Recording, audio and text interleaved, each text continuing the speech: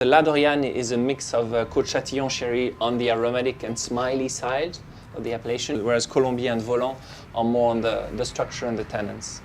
Therefore, you can guess that the expectations on this wine is to, on the one hand, show the finesse, the delicacy, and let's say the expression that we can have on the finest places for Viognier.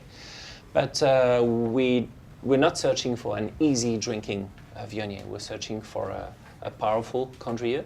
And it is one of the very few Condrieu that has a capacity to age.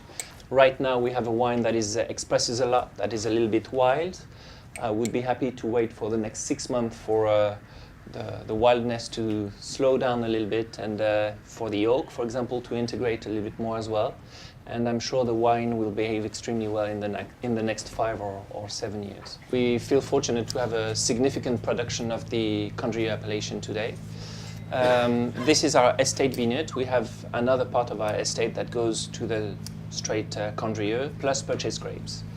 There were vineyards that we were following for many, many years that we've been able to acquire almost a year ago. And this vineyard is from a very prestigious place, and I'm talking about the Coteaux de Vernon. So we've been able to take over half a hectare of Coteaux de Vernon that we have vinified separately for the first time in 2012. My dad and I are extremely demanding, and we have very high expectation of what we want to do from the Coteaux de Vernon, meaning that I cannot ensure you yet that the 2012 La Doriane will have the Coteaux de Vernon being part of the blend.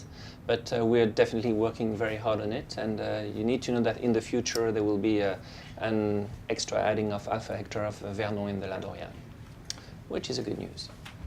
What we're searching for in Condrieu is the balance. That is to say, Viognier can easily be a little bit flabby, a little bit heavy, and we're searching for, let's say, a balance with the minerality and with the freshness that is, let's say, easier to get with the Northern Rhone climat and the Northern Rhone terroirs in general.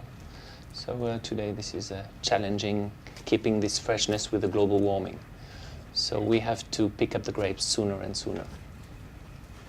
You know, Viognier is still not a long aging grape, so what is the ideal time for drinking La Doriane? I would start to drink La Doriane in the next 6 months. Okay. But keeping it 5 or 7 years is something possible, whereas it wouldn't be possible for a regular Condrieu. A regular Condrieu, I like it now, yeah, and for the next 2 or 3 years maximum.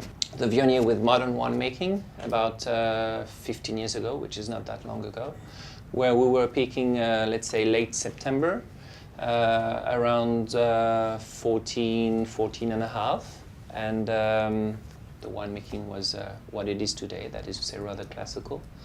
The Viognier today is more around the 15th of September, so let's say, yes, I would say 12, 15 days sooner than 50 years ago is what we have today with the Viognier. And it's still rich, but we want to keep it to 14 and a half, not more than this. Mm-hmm. It would be extremely easy to have a 15 or plus in Condrieu, but this is not our vision of winemaking for Condrieu, so we try to keep it around 14, which is, I would say, high enough. Yeah.